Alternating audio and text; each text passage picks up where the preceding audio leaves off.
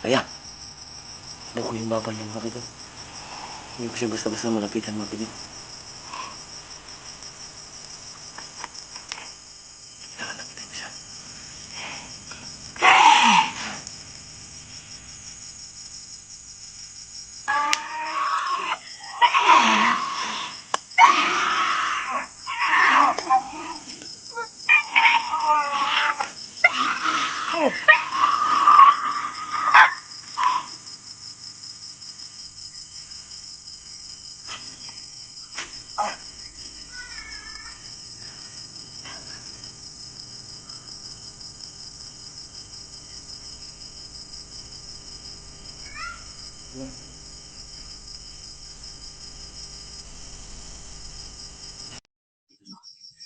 Humingi ng tulong yung anak sa aking Raya mga kaidol.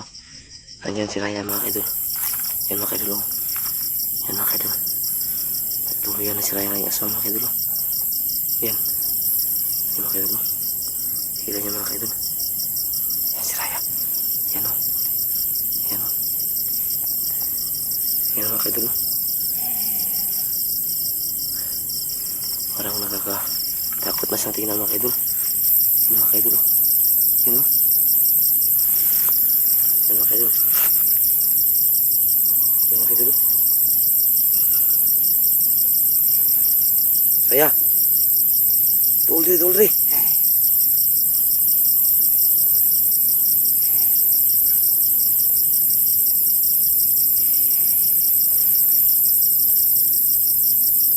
Yan mga kaidol. Yan. Tayo na. Ito siya sa mga kaidol. Likod ng bahay namin malayo. Medyo malayo na yung narating niya mga kaidol. Yan o. Yan.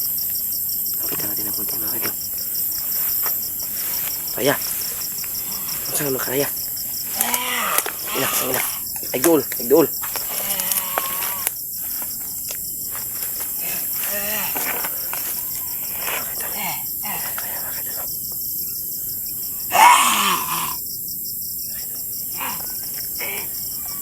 Yan, makakabandala basta natin malapit sa atin mga kaidol kasi meron tayong dalang anting-anting at orasyon mga kaidol. Natatakot din yan sa anting-anting at orasyon. Kaya, mga anak ko na nakabayaw na ng limonyo nga na. Nakay mga anak. Ano sa naman ka? So akala ko talaga mga idol gumaling na siya pero humingi ako ulit ang tulong sa kaibigan ko nga mga idol. Sana gumana na ito mga kaidol. Pati yung aso.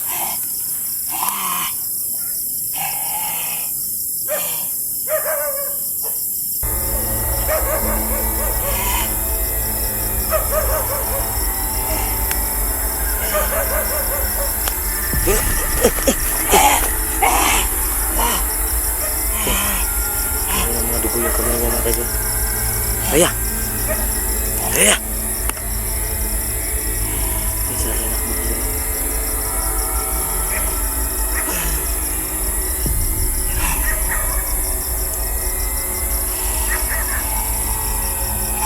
Kaya, ano ko yung babalik mga kaidol. Hindi ko siya basta-basta malapitan mga kaidol.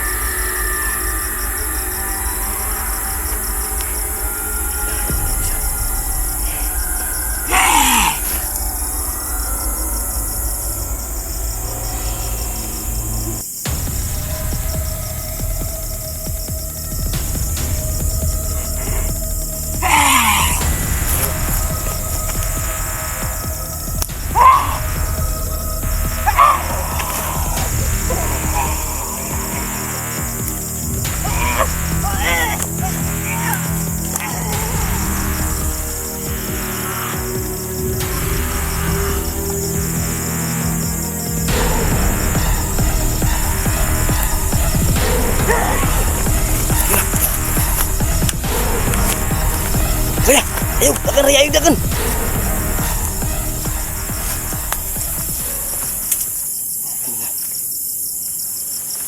Mga kaidol, hindi ka na ako makakit mga kaidol. Kailangan natin tulungan si Raya kahit anong mangyari mga kaidol.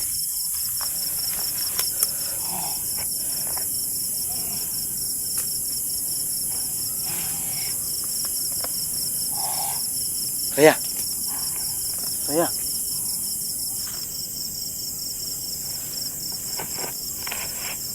Wala mong anak ba? Nila akong holy water dito mga idol. Sana nilisik kanyang mga mata mga idol.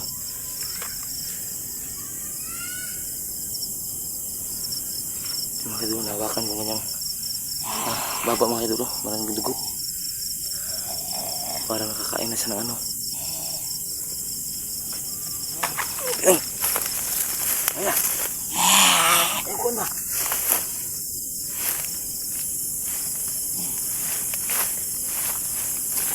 Hindi siya pwedeng barilin mga kaidol. Maghanap ako ng paraan yan mga kaidol para mahuli si Raya. Kasi talagang naano ako sa kanya mga kaidol.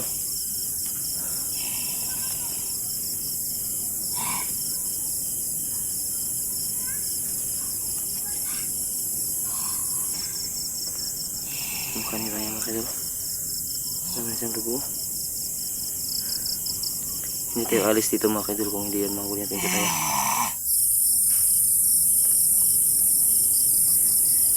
Ayan o, sobrang nakakatakot yung mukha niya mga kaidol. May mga dugo pa sa kanyang mga baba. Raya! Isog kay si Raya. Umiyak yung kanyang mga anak sa akin mga kaidol. No? Meron daw silang napansin sa kalang nanay at biglang tumakbo pagdating ng alas 6. Oh. Ayan mga kaidol. Takot yung mukha niya mga kaidol. Parang sinapian na talaga siya ng demonyo mga kaidol. No? Ayan no. Raya.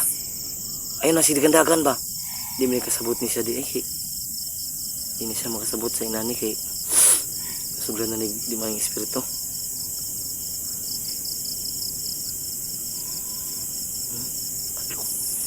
Nagdadalawang isip akong lumapit mga kaidol dahil sobrang nakakatakot yung kanyang mukha mga kaidol. Yan mga kaidol.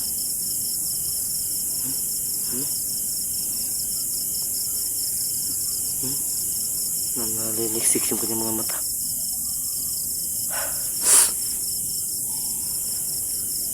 Yung maraming dugo ang kanyang kamay mga kaidol.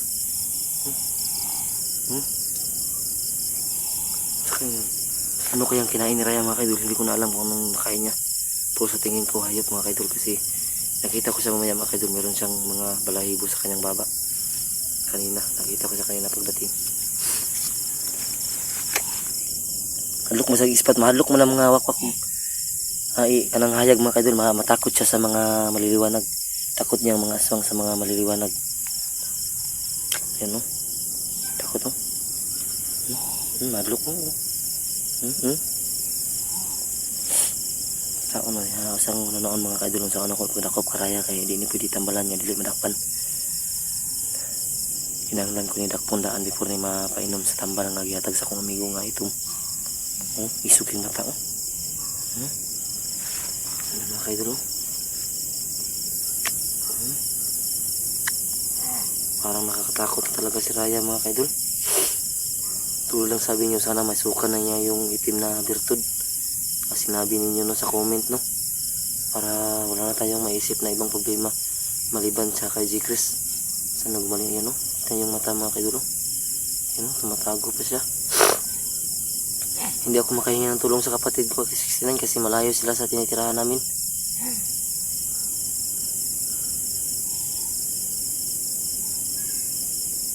Yan no. Talagang nakakatakot ang mukha niya.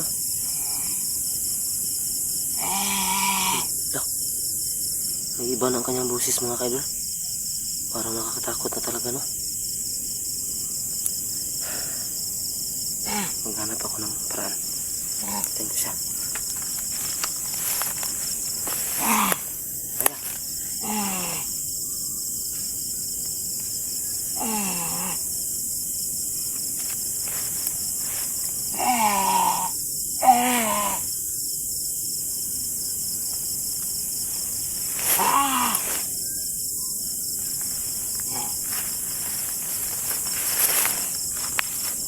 idol, madali lang siyang huliin mga idol kung dalawa lang sana o tatlo kami dito. So mag-isa lang kasi ako dito mga idol.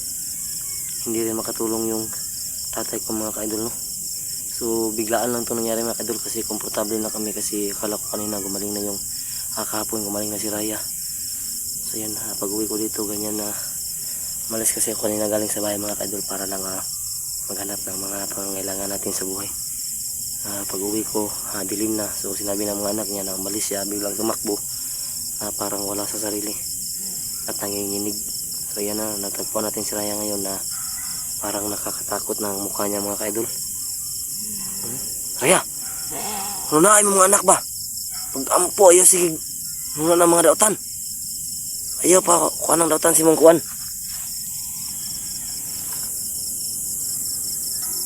Yung mga idol, talagang marama siyang mga idol.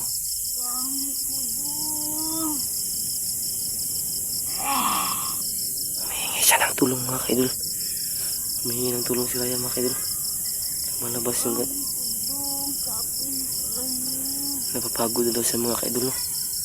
Kailangan mahuli natin siya agad-agad mga idol para makapagpahinga rin si Raya mga idol. Galing pa siya sa trabaho mga idol. Naawa na talaga ako sa kanya mga idol. Tulong daw, tulong. Naawa na ako dito mga idol. Ano ba yan mga idol, no? Wala.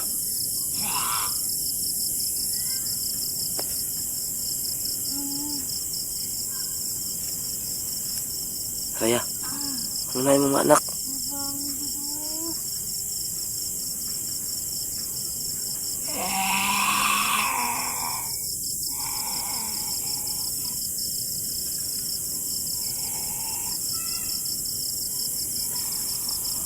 Huliin natin ito mga kadol. Kailangan ko na itong huliin. Hindi ito kailangan patagalin mga kadol. Kailangan natin tulungan si Raya agad mga kadol. Kailangan ko na itong isakripisyo yung sarili ko para mahuli ito. Hindi ko dalayan yung baril ko. Baka makalabit ko yung gatilyo mga kadol.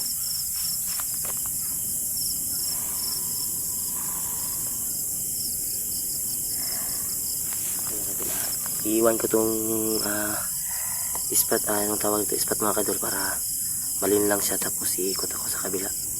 Iikot ako, malin lang yan.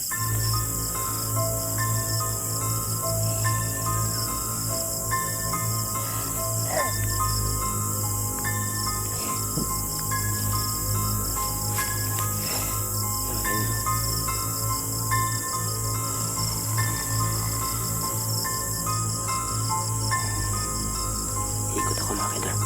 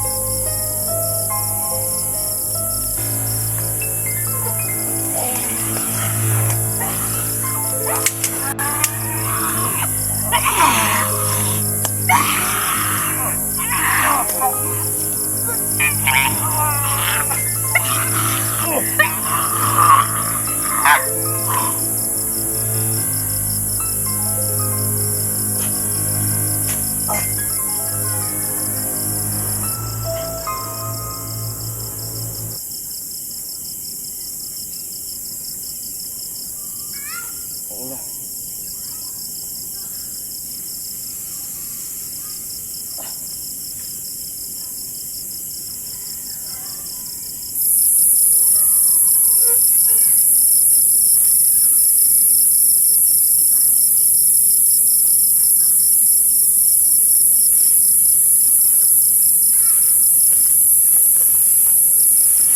Idol. Ayun kadol. Inano ko lang sa mga kadol. Pinarasunan ko. Diba? Kumaban talaga mga idol.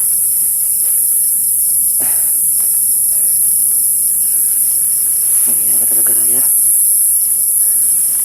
Hindi lang sa mga anak mo, baka tinapos na kita, Raya.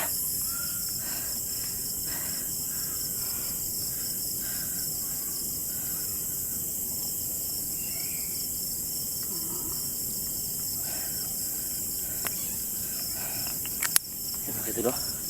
Kinagat na kagat tayo mga kaidol. Kailangan ko itong gamutin muna. Yan.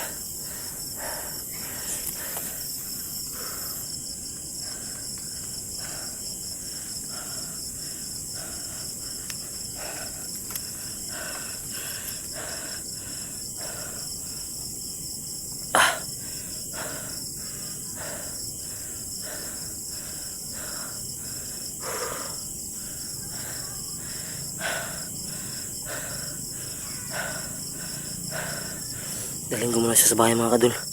Doon ko siya gagamutin para marami akong makakatulong doon. Tatawagan ko si 69 at si Kuya Bert bago sila dumating.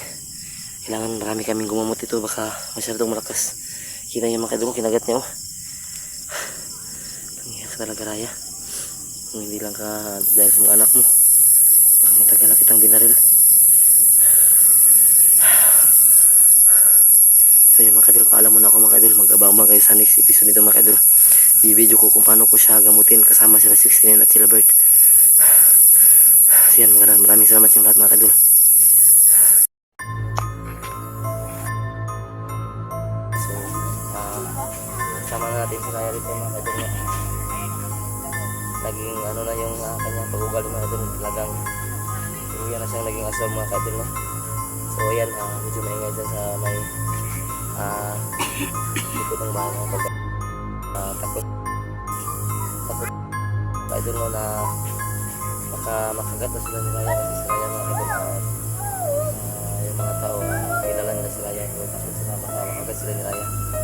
So kailangan kong gamutin si Raya ngayon mga kadol para hindi na matakot ng mga bahay dito. Yan mga kadol, oh.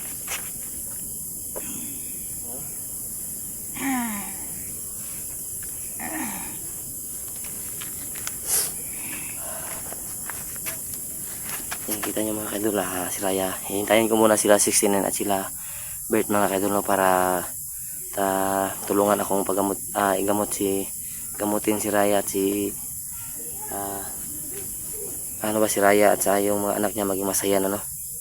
So sana tuluyan ang gumaling si Raya. So sakit ng kagat niya sa akin mga kaidol, sobrang sakit.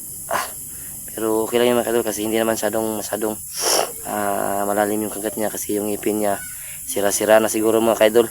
Hindi pa siya nagpasalamat sa yung nagbigay sa kanya ng itom na bertod na pag umalis siya mga kaidol, no, hindi na siya gasto ng pera para lang lumipad na lang siya, darating na siya sa kanyang gustong puntahan. Kaya kung ako dyan, talagang magpapasalamat ako ba, pero simba ko lang po kaya di ko gusto may magastuhan. Yan, no, takot yung mga kapitbahay dito sa Raya. Ma balin siya.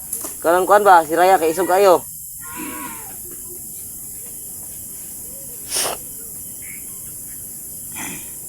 Yan, no. Mabuti na lang hindi na dumalaw yung nag-ano sa kanya kasi alam nilang si Raya tuluyan na naging ganyan mga kaidol. Hindi ko alam kung ano yung ano niya mga kaidol. Kita niyo yung paa niya, yung kuko niya, naka-lipstick na. May nag-comment pala doon, hindi ko alam, nakalimutan ko naman. So, lipstick ba yung tawag dyan sa paa na nilalagay yung kuko? Yung sa kuko nilalagay mga kaidol, hindi ko alam yan. Kung tawag dyan, lipstick ba yan? Yan, iba na talaga. So, hintay tayo mga kaidol para dumating si 69 at si Bert para tulungan akong pagalingin si Raya. So, sa mga nagtatanong, no, tulad ng sinabi namin, si Longhir, nilagay na namin sa kanyang tamang paglalagyan. So, hindi siya basta-basta makalabas doon dahil sobrang mas baka so hindi ko pinalabas yung anak ni Raya, baka pag inita niya mga kaidol, no, baka yan kasi yung ano niya mga kaidol, yung lagi niya nakikita, no. Talagang nakawa ko sa taong to, pero wala tayong magawa mga kaidol. Hintayin ko muna si 69 mga kaidol para malaman natin kung ano talaga yung gagawin sa kanya para tuluyan na siyang gumaling. Hindi tayo paulit-ulit ng magpapagaling sa kanya dahil sobrang nakapagod din mga kaidol. Meron pa tayong iniisip. So si Raya gusto nang magpahinga mga kaidol. Sana makapagpahinga na talaga siya kasi talagang naawa na ako sa kanyang kalagayan ngayon. So although wala naman siyang lagay, pero ang kalagayan niya yung ibig ko sabihin mga kaidol. So sa mga Bisaya, alam na yung ibig sabihin ko. Yung kalagayan kasi sa Bisaya mga kaidol, iba yung ibig sabihin. So sa Tagalog, yung kalagayan, yung sitwasyon ng kanyang buhay. Sa Bisaya, yung kalagayan, nakabitay yan mga kaidol. Nakabitay. So magbiro muna tayo ng konti mga kaidol para hindi kayo matakot sa ginagawa natin dito, para hindi masyadong seryoso mga pangyayari mga kaidol. Mahirap na, baka hindi na kayo manood dahil matakot kayo. Huwag kayong mag-alala mga kaidol kasi nag-contact na ako kay 69 at si Mo, pati na rin si Bert. Pupunta sila dito para tulungan akong gamutin si Raya mga kaidol. Although meron naman akong hininging gamot sa aking kaibigan na iting kanina. So meron siyang binigay sa akin, no. So ipapainom ko to kay Raya mamaya mga kaidol, no. So sana gumaling sa mga kaidol. Isa yung gamot na anong tawag doon, itim na ano ba yun, hindi ko alam kung ano yun, nakalimutan ko yung sabi niya sa aking basta nandito sa akin mga kaidol, hindi pwedeng ipakita dahil ayaw ng kaibigan ko. Ayan kita yung mukha ni Raya mga kaidol, talagang iba na talaga si Raya mga kaidol. Tingnan natin yung mukha niya mga kaidol.